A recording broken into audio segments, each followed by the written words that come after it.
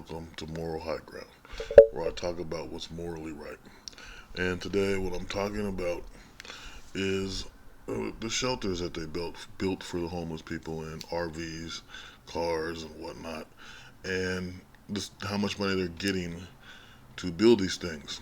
Because to me, the tiny home thing is a bad thing. It's a bad thing because, first off, they want to put them in areas where either they affect other people or it's dangerous for the people that they're building the shelters for. On top of the fact you have disabled people who really need a bigger place so they can stretch out or whatever, they're disabled and things like that. It's not a good thing. So this came out about a week or so ago, and I've been wanting to do it for the past 4 days, but I've been really busy with other priorities. So we're going to talk about it, we're going to watch it, and you can leave a comment on how you feel about it. So yeah, here we go. As the city of Portland continues to battle a growing homeless crisis, a new alternate shelter site was unveiled today. Well, it's meant to benefit a larger part of one of the city's most vulnerable populations. Fox 12's Dylan Scott was there and has the story.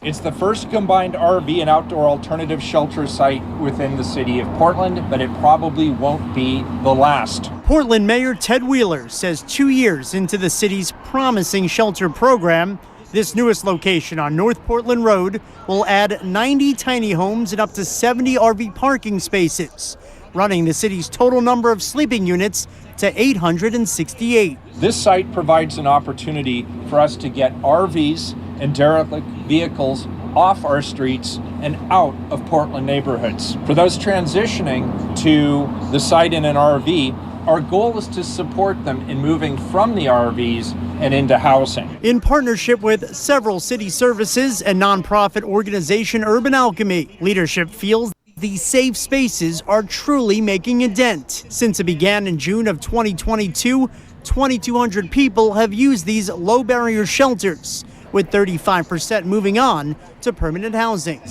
So, pausing it right there, they show little bits of video of what it looks like inside. Now, you got 2 beds, you're putting 2 people in there. Unless they're family, it makes more sense. I don't think strangers should be in those little tiny things together. At the same time, like I said, we need a bigger spot for people that's not, could be disabled. You put a wheelchair in there and get them out of there or something. But it needs more space. You need a bigger bathroom. It's probably just got one shower area or something. They don't show that. That's one thing they don't show. And for the RV thing, okay, you're putting the RV there.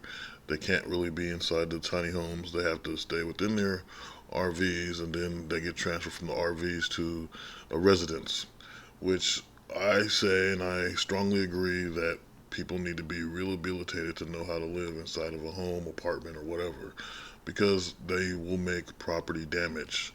And this is like bigger than a superhero destroying half of the city.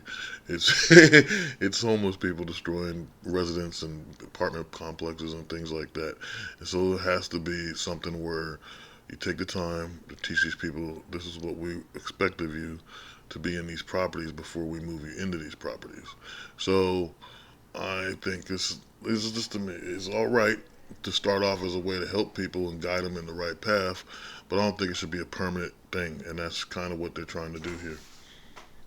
Since then, not only have we seen increased capacity in the shelter beds, we've seen increased participation and increased housing placement, which means that we're on the right track. For many on site, it's a labor of love that began this spring, and in the next few weeks will provide a needed reset during the coldest days to come. Case management, behavioral health services, and other tailored support needs for the population to achieve stability and eventually transition into permanent housing.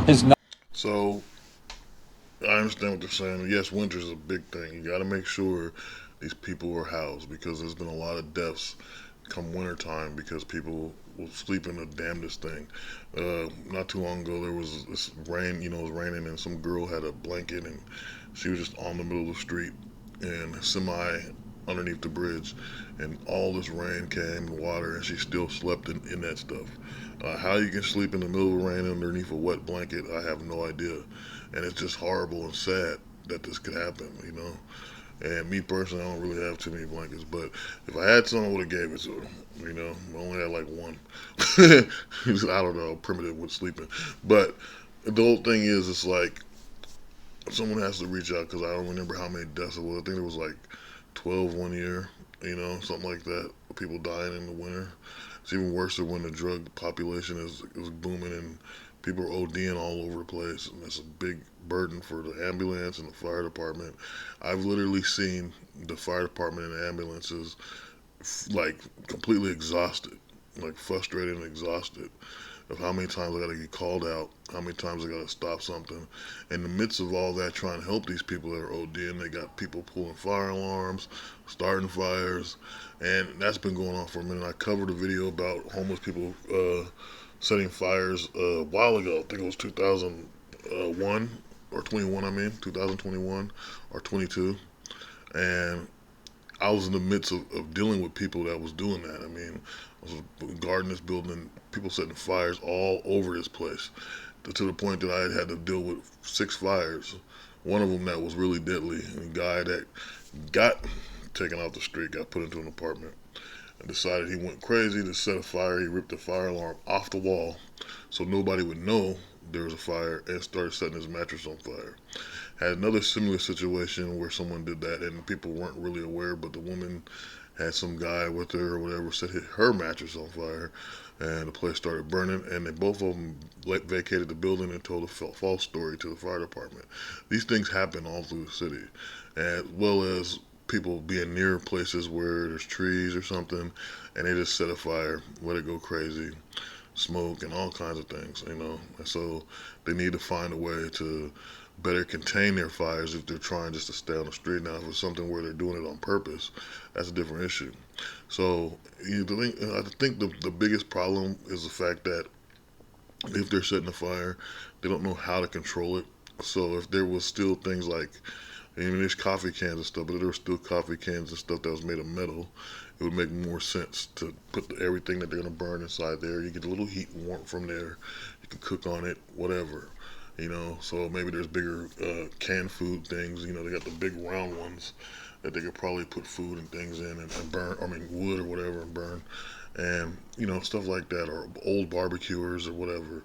Those things might be better if to donate to the homeless and be able to help them survive a lot better. I think it would be better to contain a fire. But fire in the hands of people who are life is already out of control is a dangerous thing. So, but anyway, I'm kind of going off topic of this, but this is an issue that's interesting to me, and I think it should be interesting to anybody to see how they will change the city. The only problem is I just really think they need to look at all angles. They're looking at a solution. They want to make a solution, but at what cost? You know, hell is paved with good intentions. Not been easy. It's been no small feat, but it's been incredibly rewarding and worthwhile given the extremely positive results that we've seen. Okay, right there you got the little shelter open. You see the bed, and before we saw another bed next to that bed.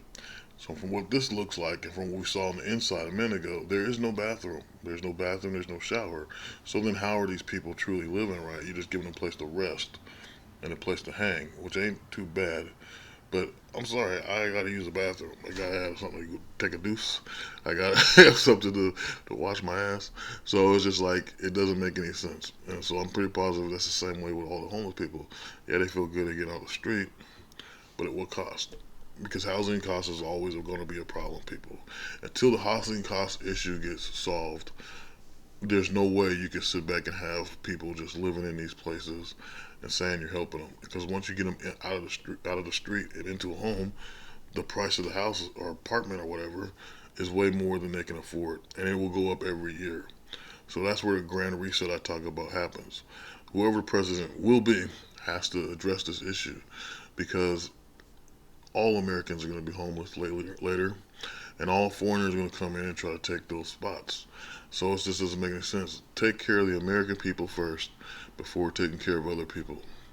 And this is a situation now. I mean, it's been talked about forever, for so many years, when it comes to the United States of America. But right now, more than ever, American people have to look out for American people and get over the petty drama and chaos that they spread. And we wouldn't have issues where there's homeless people around and people not being taken care of by their own people, their own family, friends, whatever. And so, yeah, it's an issue. But there's something they're going to say here that really, I think, affects the whole thing. Thus far. Members of Urban Alchemy, the nonprofit that helps run these sites, say you have to look at these kind of things as a stepping stone to have enough space to help people get off the streets, but make sure they don't return to them. In North Portland, Dylan Scott, Fox 12 Oregon.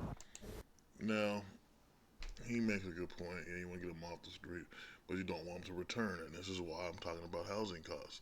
You don't want them to return to the streets. But if you got rent that goes up every year and by outrageous prices, then yes, these people will return back to the streets. Another thing, I think I picked the wrong interview here. There's another one where they say they get $30 million now from some kind of funding, I think it's government funding, to build these things. To me, this doesn't look like a $30 million project. If anything, this is a $300,000 project. You're paving a big ass parking lot, and then you're putting these tiny homes in. There's no way in hell that comes with $30 million. And so they want to keep trying to build these throughout the city. And the other one I had was some local people that live by that area. Gotta stretch my leg out. Some other people that live by the area who say where they just built this thing is in the wrong place.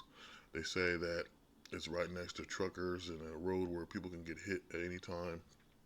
There's no restaurants or any resources around, so they have to travel far to get there.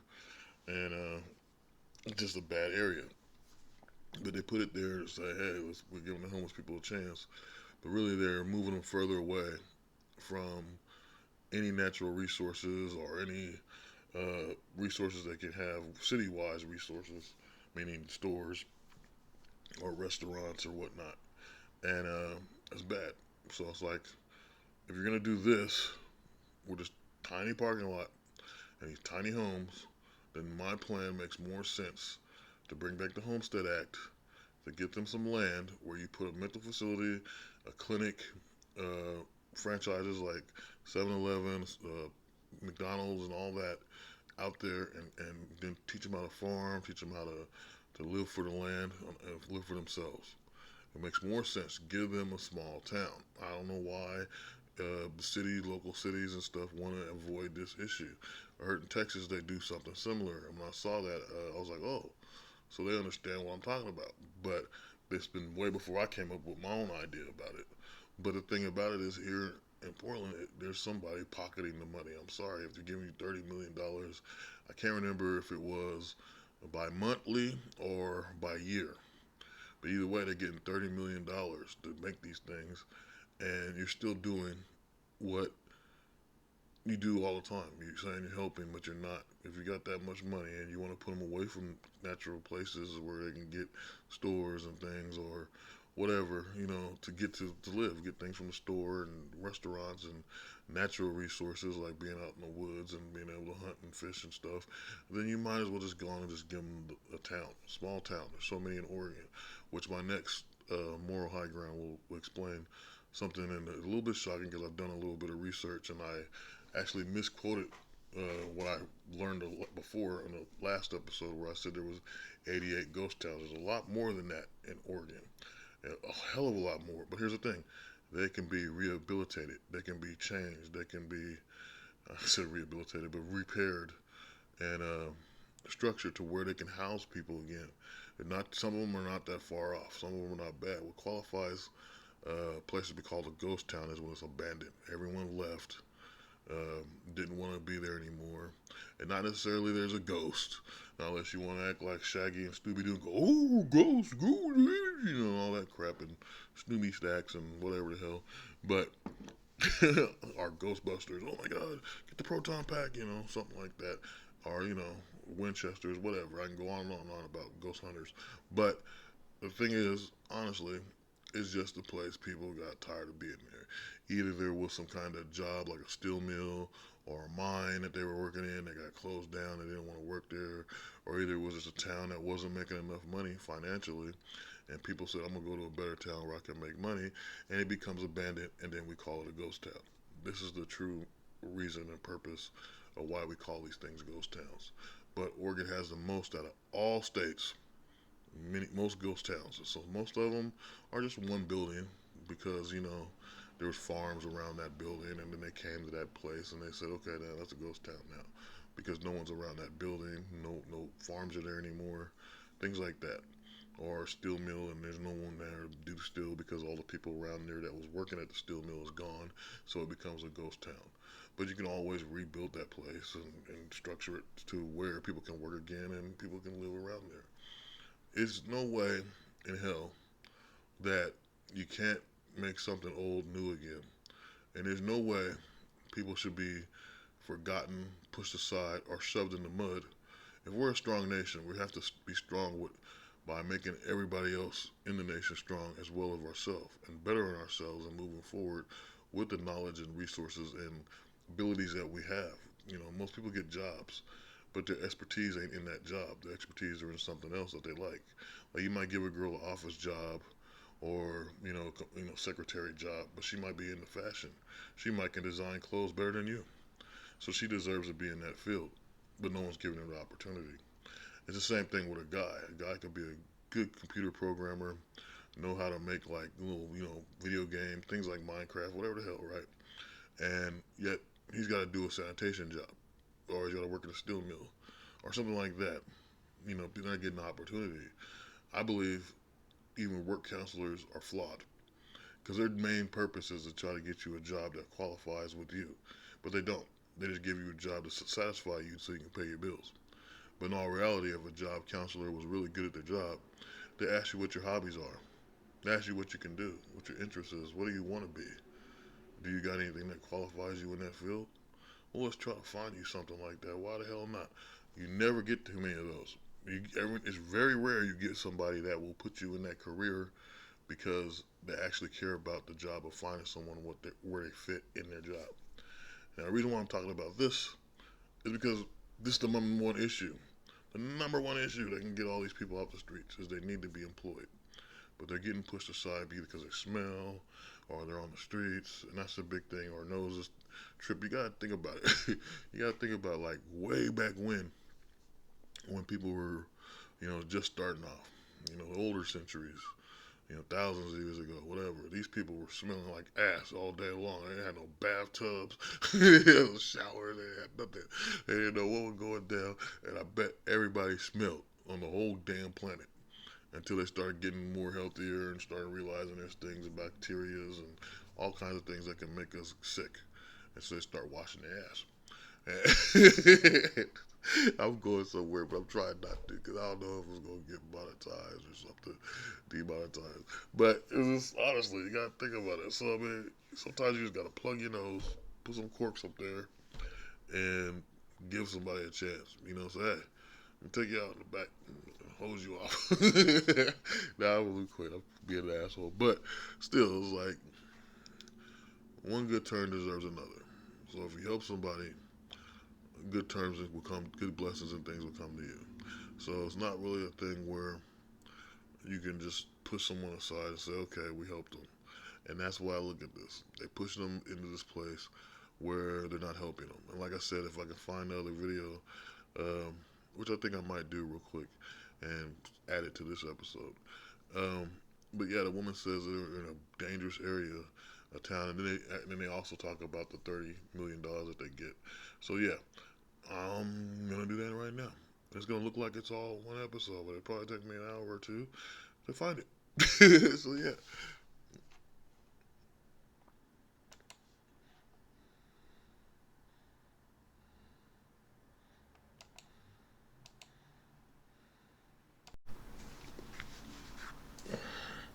Okay, people, I'm back. It didn't take me an hour. It took me like 2 minutes. But anyway, so this is the actual video. It's like 4 minutes longer than the other one. Some of the stuff we heard, but we're just going to watch it again because all the other stuff that was left out that I tried to explain is in this part of the video. And you'll see by how the locals that live close to this place explain why it's dangerous for people. At the same time, you'll hear where the money's coming from to fund this place, which I believe personally I could be wrong, people complaining, talking crazy, but I believe personally that this is not worth the amount of money that they're getting, which means there's still money left over. But it's one of the things like, oh, here you go, we helped you. And yeah, this is good, but then you realize they did some dirty crap later. Like I just found out about something I invested in that turned out to be flawed and fraud at the same time. Flawed and fraud, and that's like a tongue twister. But anyway, so here we go.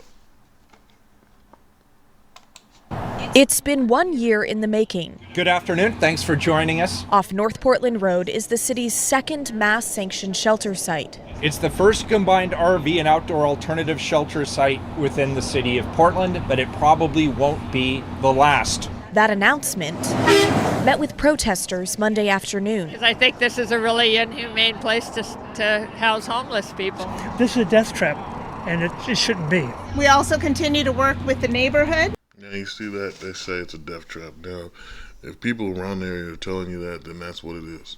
This is why I say it makes no sense to continue to build these places. Now, if it's a death trap and you put it in a place where people can get hurt and so forth, I just don't understand why it's so difficult to want to build a city or a small town for these people, village, province, whatever you want to call it. Okay? Tribe, I don't care.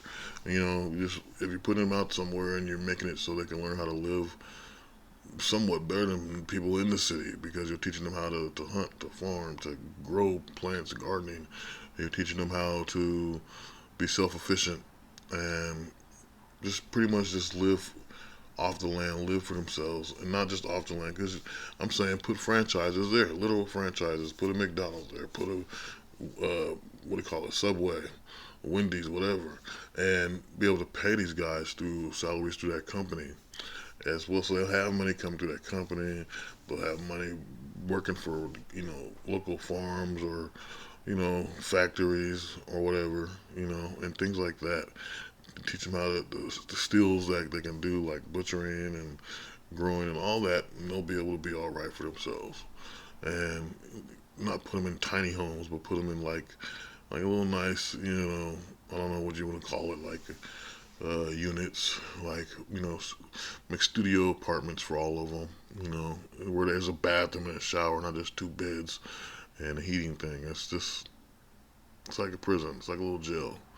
So you're telling them that because they're homeless, they got to be in little jails. It's like so stupid, so dumb, and a waste of time for everybody. So I just believe it needs to be more humane than what they call inhumane. That's just my opinion. To find the best ways to problem solve. The California-based group Urban Alchemy will run the site. We want to say thank you. We're excited about this site. We're excited about the lives that will be changed. It can house nearly 200 people, including 90 tiny homes and 70 parking spots for RVs. Roughly 20% of those on the streets in Multnomah County live in a vehicle, according to a recent point-in-time count. This site provides an opportunity for us to get RVs and derelict vehicles off our streets and out of Portland neighborhoods. Here's an idea. Since they say 20% of the homeless have vehicles, why not take those 20% that have vehicles that are functionable to the point that they don't need to be monitored like they're on drugs or some crap like that, but 20% of them that are actually able to do things, that actually want to work and stuff, and make a mechanic shop for these people so they can learn how to fix their own vehicles as well as other people's vehicles and be able to profit money. I mean, it's just, why not make solutions to every issue? Their main thing right there, and by the look at how he said that, he's frustrated. And he's just saying this stuff out of frustration to make it sound like he's doing something, because he's always under pressure. The mayor is always under pressure since I've been watching the news for several years now. They try to burn his apartment down when I live down the street from him, and it doesn't make any sense. He's the only mayor I ever seen that's under pressure all the time. It's just like they got that song by Queen, Under Pressure, so, excuse me. But anyway, so I would have to say that would be wise too, to get them to understand how to do mechanics and have a grant or something pay for them to have the knowledge of understanding how to do mechanics. some of the best former mechanics be their teachers. Because the mechanic industry in America flopped down so far, it makes no sense. And maybe there's time or a way for the mechanic industry to build new cars with new names. It's not Ford, it's not Chrysler or Chevy or something, but something totally different. You know what I mean? I don't know what you would call it, but whatever the homeless person is that becomes a great mechanic, name the car industry after him. And make better looking cars than the stuff we got made of fiberglass that you can just rip apart just by bumping it. So yeah, that'd be cool. The site is low barrier, which means no background checks and no requirement to be sober. Yeah, that's probably what worries me the most. Michael has lived in St. John's for 20 years. It's the surrounding neighborhood that's giving mixed reviews about the site. Just bringing people unchecked into your neighborhood is always kind of a frightening thing. Oh, it's good to know that the homeless are actually going to be able to get into a shelter. Ted could have made a better choice for a site. He could have used the money in a better way. And he proves my point. So let's talk about what they just said. So the first guy saying it's not good for them to be unchecked, and I agree, because before she interviewed him, they were talking about how the place is, there for people who can just go in there and do drugs if they want. They're not being regulated for it. But at the same time, that's a bad thing. Like the other guy said, because they're in the neighborhood, you don't know what they're going to do. They can say, oh, they're homeless, but then they walk back to the shelter and get high with whatever items they stole, whatever. You don't never know. And I'm not accusing nobody or nothing, but, it's always good to be aware of things that's going on. And then with the other guy, he's like, okay, at least the homeless are getting sheltered, which is a good thing, but come on now. Every time they keep showing the video of the inside of those little tiny homes, it doesn't have the basic things that we need, which is a bathroom, to wash our butts, to keep your hands clean, face, brush teeth, whatever the hell. It doesn't have any of that. That's not the same. It's definitely not the same, because we got cooking places too, like kitchens and all that. None of that's in there. It's just 2 beds and a heater. It's crazy, man. Or that one they just showed with a chair and a heater. The woman's explaining when she says, well, Ted could have found a better place. She's talking about Ted Wheeler, the mayor, like I said, the under pressure mayor. And it's just like, come on now. This is ridiculous. It's a thing to help. But once again, better use of the money, she says. And it's the truth, because like I said, where's the money going? And the minute you're fit to find out how much money they claim that's put into this place, which like I said, believe it was only $300,000. So here we go. And she has a point. The site, once used for boat manufacturing, sits between a wastewater treatment plant and the Columbia Slough.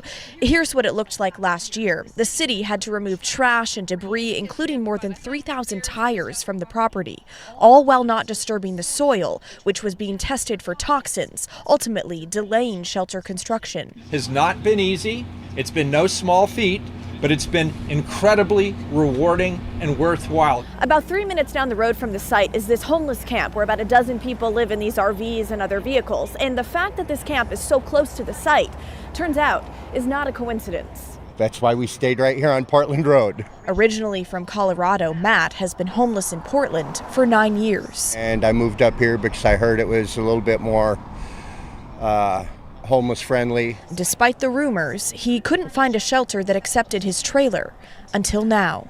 I'm going to go down there right this moment and see if they're going to let us in. Blair joins me now from outside the site. Blair, what about security? Clearly neighbors are having issues with the site opening. Pat, staff will be on site 24/7. They'll also be connecting with people camping in the area to try to move them into the site. While it is low barrier, we're told no drugs or weapons will be allowed inside. But another big concern for neighbors is really the location itself. We are so far away from any inner city services. We're surrounded by industrial businesses, and not to mention a really busy road where big trucks go fast. So neighbors are arguing this is just not the safest place to send homeless people. So that's my point. And this proves the point of what I'm saying. You put them in a place. Now, I totally missed that part about the whole thing being contaminated and stuff. I exactly know where this place is now. And I didn't realize it because of what you're looking at here. But the thing is, that stuff hasn't gone away just because you built something new on them. It's like that phrase, like you clean up a piece of shit, it's still a piece of shit. You know what I mean? So that's the bad part about it. That people can get infected, or not infected, poisoned by whatever toxins might still be luring around. They might have changed it up, but you never know. And yeah, it's good that they fixed the area that was abandoned and had a bunch of stuff. But the thing is, they said it's so far away from any city stuff, so far away from all this crap. This proves my point again. All you're doing is making it worse. You know, if you're gonna build this, build the other things. Build a clinic, build a mental facility, build franchises, build a place that could teach them how to live self-efficient and stuff, like I keep saying. And that would be a small town. Just build tiny little duplexes and what do you call it, studios, and there you go. There's their new town, their new place where they can live happily. And so when it comes to this type of situation, I don't really understand the purpose of trying to sugarcoat shit and make it look like you're doing something that's worthwhile. You know, so, and I actually like this news reporter. She's pretty good with how she handles the situations in the city. She's going out there and talking to people when she really doesn't have to. And so she can show her dedication to trying to help the homeless. If anything, she should be mayor of Portland. The city says they will have transportation for people staying here, and that the reason they chose this site was because of its size. It's big enough for dozens of RVs to park. But neighbors, they're just not sold. Our biggest fear is that people that are brought here to receive shelter will feel disconnected and uncared for, because it's, just look around. This is not an area where you're feeling like you're included. You're feeling like you're being put out of sight and out of mind. Now today, Portland Mayor Ted Wheeler, he took the opportunity to drum up some support, or try to at least, for the city and county agreement when it comes to the Joint Office of Homeless Services. Now remember, 3 city commissioners have indicated they want to pull out of that agreement, stop sending the county $30 million a year, because they argue they're just unimpressed with how the county's been responding to homelessness. There you go. There's that $30 million I was talking about. $30 million a year they're getting, and now they're saying that the local government isn't impressed, and you shouldn't be. You should not be impressed by this. Don't let the cities and the governments make you feel impressed by a little bit of help they do. This is what evil does, people. This is what people that are trying to get over on you do. You can have a girlfriend and buy her a necklace and feed her, give her a dress, all kinds of crap, and then when she does something, she might do one thing. And like buy you a pair of shoes, or, you know, give you a new phone, and then that's it. And all she does is sit around and tries to seduce you and make you feel like she cares. That's just hustling you and getting over. It's the same thing with the city here. They build this thing, says, oh, for RVs, it's these tiny homes for people, and all it's doing is like they said, pushing them away from, you know, hiding them from the city so it don't look like they're right there, making it look like the city looks bad. But it does. It still looks bad. This situation makes it look bad. And if it's all about the RVs, then why'd you build the tiny homes? Because that means a lot of people are going to come in there with, you know, trying to sleep, trying to use it as their little home because it's all they got. And you got these cars keeping them up at night, people working in the parking lot, and they might have little rules, like she said, there's no drugs and no whatever the hell going on in there. And that doesn't mean it's not going to happen. Something's going to happen. And yeah, they're just hiding them away from the city, getting them out of sight, out of mind. That's the whole concept here. But the $30 million is a big concern, because this is not $30 million worth of work. I'm telling you. Yeah, I mean, you can research it. You can add, you know, figure out how much the houses are, how much it takes to build them. I remember someone told me it was only about $5,000 to build one of these tiny homes. And it probably is if you go to Home Depot and you estimate the values of things. I've said it before. I built my own kitchen one time, and somebody was trying to tell me $10,000 to build a kitchen. But when you go to Home Depot and look for the materials and stuff, it comes a hell of a lot cheaper. And you'll be surprised at how much money you saved than spending on someone else that's not just charging you for the stuff, but for labor that's not even that much labor. It doesn't take that much. It's not rocket science to do anything. It's only hard when people make it hard. And so it's just something that has to be understood. And that woman that they got, whoever she is that keeps getting interviewed, she's not lying about nothing. This is some serious stuff. This is just trying to make the solution better for the city, not for the people. And I believe as well that a lot of homeless people are going to be mad about this.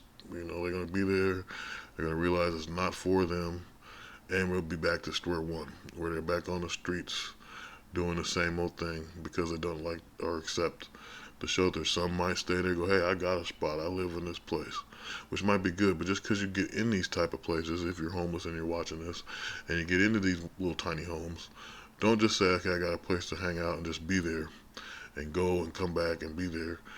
Go during the day and handle your business. Try to make money. Try to get a job. You see, but even when you're looking at this, there's these tiny porta potties right next to these tiny homes, which brings back the big issue of not having their own bathrooms in these things or having their own kitchens, because that means you got a line of people who got to go to the bathroom. Hell, if you gave everybody in that place something that makes them have diarrhea, that line is going to be huge as hell, and people are really going to start hating this place. So if there's $30 million coming in every year, these tiny homes need to be a little bit bigger with a bathroom and a kitchen. That's my point of view. But this just proves my point. Go back a previous episode of Moral High Ground and realize what I'm saying when I tell you they bring back the Homestead Act and build a small town for the homeless. We'll finish this video up. But all along, Mayor Ted Wheeler has been saying it is important for the city to stay in that agreement. And today he said this site was an example as to why. Finally, I want to acknowledge our partners at Multnomah County who will help connect guests at this site and other city shelter sites with services as well as the all-important navigation to housing. The city and the county each have distinct responsibilities in our response to the homeless crisis. The ongoing partnership between the City of Portland and Multnomah County is critical to the success of our city's shelter sites. All right, well, we'll wait and see what happens with the agreement in the weeks to come. Thanks, Blair. So, with this being said, hold on, something stupid's happening. Stupid stuff. Okay, nothing stupid's happening. I go through computer problems. So, okay, yeah. Anyway, the thing is, what I'm trying to address here is, oh boy, here we go again. Something stupid happened. Why are you not? I knew it. Something stupid. Anyway, so what I'm trying to address here is very important to analyze the issue, not just make something simple to, subdue the situation, or I don't know, I'm trying to think of the right word. Kind of like when you take a medication. They say, oh, this thing can heal you, but really it's just a small thing to take away the little symptoms until there's a bigger problem later on. And all of us in America got it, because you get older, those medications that are supposed to stop something actually made it worse, or just suppressed it for a while. That's the word I was trying to find. And by putting these homeless people in a place where there's things that are not there for them, and ways they can get in danger by the road and stuff, it just suppresses the issue. It's not helping the issue. It's not solving the issue. Solving the issue when you have over 10,000 people that are all in the same boat and they can't find a way to win is a way to give them their own town, their own village, whatever. Appoint some of the goodest people as sheriffs or whatever, doctors and things, and put them all in there. You got hospitals that are schools and teaching people how to do things. They should take some of the best students and put them in a small town to help these people as a clinic and stuff. And I think it would work. This issue bothers me. I know I've been talking about it for the past couple episodes. It just bothers me because this is around this time of year they always start talking about they're helping the homeless, and I don't see anything happening. They do it all year. They talk about it. But then around fall, they always pop up with, oh, look, we got a tiny homes. We got this thing going on.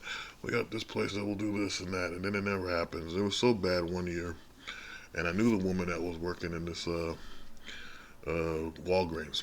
And she started talking about she's homeless, which I never expected because she was a good people. And they had this thing called One Chance or some crap. And they were interviewing certain homeless people. and they're saying they're going to give them housing and all these things and do all this stuff for them. Some of them did get help, some of them didn't. But it was exploiting them, if you ask me. It was exploiting them. And that one woman, it seemed like they used her to exploit her life. And it didn't really, I don't know what the end result was, because she ended up moving in the building I was in, but then not too long after that, the building ended up having a flood. It got damaged and made me move too. So everyone that had good sense moved out, and then either stayed or got moved back after they called themselves working on it. But it's still to this day, it's damaged, and no new people can move in there. And I even did more research and found out whoever built the building back in the 90s only built it to last 20 years, and it's past the 20 years mark. And then the same people that built that building built all the rich condo buildings around it, and those are built to last, as if the other building was just made for 20 years. So the city has hidden secrets on how they feel people should live in the city. They do have ideas to help poor people, but it's only to suppress what they're really trying to do for the rich, which is make sure the rich is comfortable where they're at, and they're satisfied with what they got. Why, as if the homeless people and the poor people in the city have to sit back and try to make their life something so they don't have to live like that. And that's a problem, because it's not for everybody. There's always going to be unequalness. Everything's unstilled. There's no balance, because the wealthy tries to keep themselves wealthy, and they try to keep the poor poor. And that's the honest to God truth. Is it morally right? Hell no. It's not morally right. And I want people to wake up and realize the wealthy people, even some of the ones you analyze or idolize, I should say, in celebrities and music and all that, okay, they're not on your side. They don't give a damn about you. They'll be like, oh yeah, you like me, that's good. But think about a person, for example, think about a person on YouTube who started a channel. They don't really have that many friends or whatever, and they get a comment that's really positive or anything. That means the world to them. That makes them happy. I'm not talking about myself, because hell, I've been on YouTube forever. But by now it feels like forever. But you know, it do make me feel positive and good though. But I'm just saying though, other YouTubers that are needing it. There's people that go on here, got blogs, and they talk about their emotions all day and all this. You would make the world to them to say the most positive things and make them feel good. But a celebrity that's like a football player or something, they got billions of people every day. I love you. So yeah, that guy hears it so much. He's like, oh, I'm the shit. You know, he don't care really about none of y'all.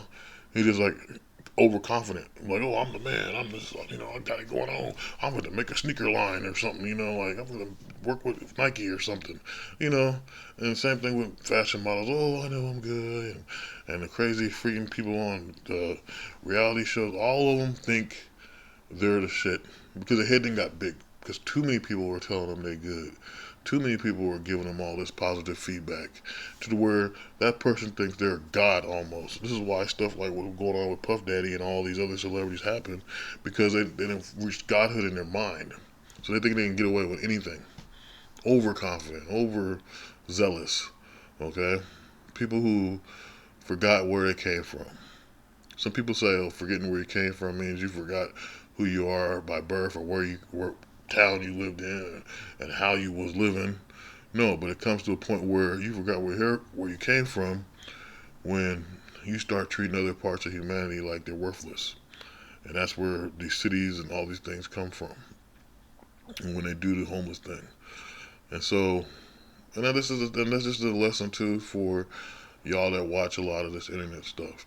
So if you see a YouTuber and they're sitting there talking, a musician that's trying something on Spotify or something that don't got too many fans, yo, tell them positive stuff constantly to make them feel good, to make them realize you're worth it. You know, there's some people that look like they're on the verge of suicide on some of these videos and things. You gotta make them feel positive, make them feel like good people. YouTube could be a great platform. I've seen so many great concepts and things on YouTube that I feel about, because it's already showing that we don't need Hollywood anymore. There's people that make good fan films that I watched on here and watched multiple times because I thought they're pretty good. Bad in the Sun makes some good ones. I watched them since the beginning they came out, and it's just like certain other ones I can go on about. You know, I like the superhero beatdown or whatever. Not the superhero beatdown. It's called Death Battle. I like the Death Battle ones. So many other things they got on here, and it's just you watch them and you go, wow, that's cool. And some of you want to be like them. And then there's commentary ones, like I guess you can put Moral High Ground that I created here in that level, the same ones where they talk on the mic and it just seems like there's too much editing. There's a lot of that. I didn't really care for too many of the prank shows. Some of the ones are good, but the whole thing I'm saying is creativity needs to be treated with respect, and the people that are creating these things need to be acknowledged and need to know that someone likes and appreciates their work and them for bringing it to the table. You know, over the person that's overzealous, where their head is big, and they want to make a clothing line, sneaker line, and make it so they can get more richer, and forget about the fact that you can't afford it. So they make a price like, oh, this costs $100. Oh, this costs $300. What makes your $300 coat better than a coat that costs about $60? It's nothing, except for you are the name behind that coat. So, I mean, come on, we got to be more practical. We got to be more reasonable to our fellow Americans and fellow people. Because it's people like that that make these more expensive clothes, and the people that idolize them, that pay for it, are the reason why a lot of people broke. Because they say, oh, I got to get this now, especially the chicks. It's Gucci, we got to buy Gucci, and oh, it's Louis Vuittons and all. Who the hell cares? You know what I'm saying? It's Calvin Klein, you know. I don't want someone's name on my behind, okay? Like Run DMC used to say, I'm just going to put a pair of underwear on that fit properly, okay? And so, my point is, okay, man, it's just like, enough is enough, okay? We got to think better, okay? We're no longer in this, you know, people say, oh, it's back in the day, it's back in the day, it's back in the time. Well, why is back in the day still affecting today? So it's like it's time for us to change certain concepts. Think about ways to save money again, like our great-grandfathers and grandmothers did, and people back then, they could hold money so long they could buy a house, literally buy a house, not mortgage, which is something I argue about all the time, because I at one time owned a house. Not just once, but twice. And so within the same time. And I had to pay property taxes. It's different than mortgage. Mortgage is every month. It's like another car payment. Property taxes is once a year. And if you get the house in the right area, the property taxes are small. So you can probably, if you're good enough to, I mean, this is rare, but if you can find a house and be able to pay $800 property tax a year, oh, you done found the perfect house, okay? So let's just be real about it. The money is getting used as a way to keep funneling into certain properties and agencies and organizations that really hasn't thinking about the American people at all. And so this is why so many people are getting treated less than human and losing the fight to win for what they believe in, because so many people are taking what they got and work for it to use it for their own advantage, and that's just wrong. Anyway, with that being said, none of that can be morally right until someone decides to put things right. So peace be with you all. Blessings upon you always. Till next time, you already know, this is Moral High Ground. Peace out, home slices. All right, yeah, peace.